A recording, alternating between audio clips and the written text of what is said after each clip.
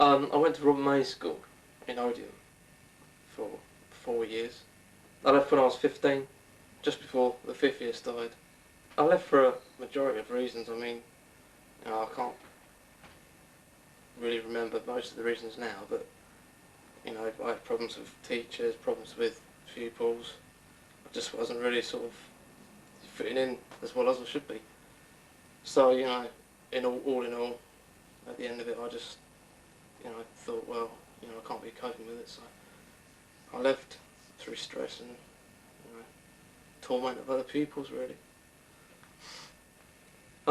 Yeah, I was concerned about my future when I left. It was quite a strong feeling of mine to, sort myself out as when I left, and I tried to do so as best as I could. But yes, it was a worrying time for me.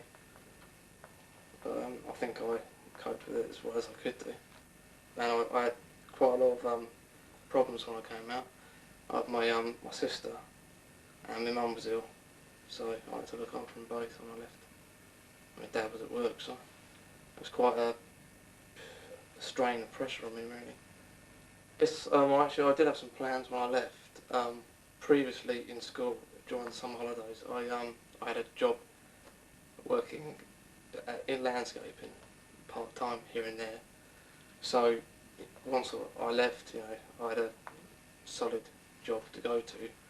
But it wasn't until about 6 months after I left that I actually went into the job due to problems at home and that. So, but yes, I did have something to go to, which was lucky of me.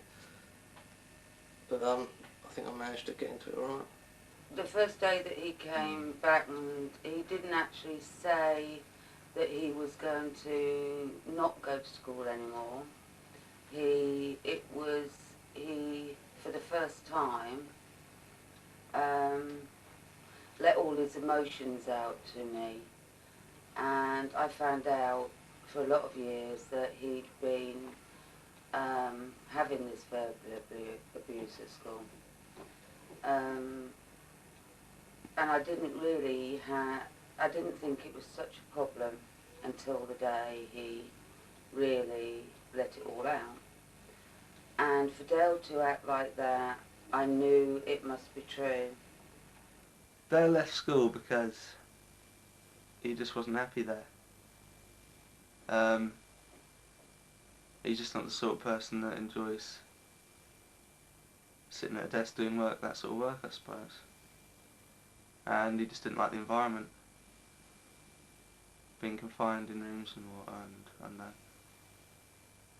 having teachers looking over him, stuff like that. It was quite, to the rest of us, it seemed quite sudden when he left, because he turned up on the first day of the 5th year, and then that was it. He didn't turn up again for the rest of the year. So it was just quite sudden, and Do you know why that was? Why he didn't turn up again? Because he didn't like school. He just didn't like it. His situation that caused him to leave school, wasn't only in school. It was a situation with his family as well.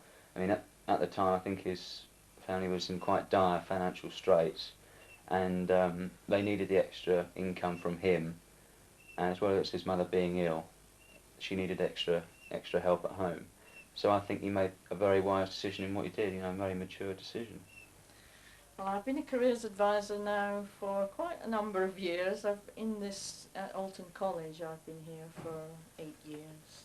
I don't think anybody could deny that in this sort of technological age that we live in these days, that probably it's very difficult for people to get anywhere in the world of work if they haven't had at least some basic education. Perhaps there's a little bit of an overemphasis put on. Sometimes people think that education will be the answer to their prayers, which it isn't necessarily going to be the case. Yes, I do have a job at present. Fingers crossed I'll keep it. Okay, tell me about it. Skills, and also people the kind of person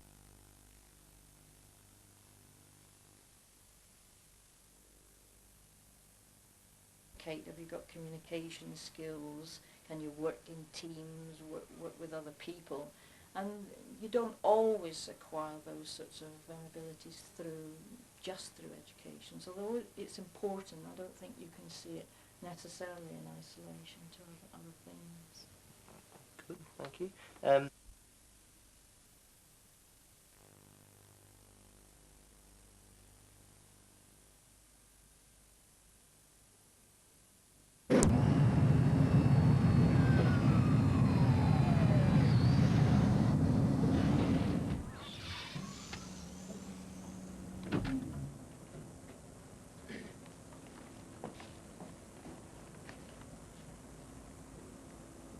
Bertha? Please, can you help me, please? Bertha! Bertha! I'm in here. Bertha,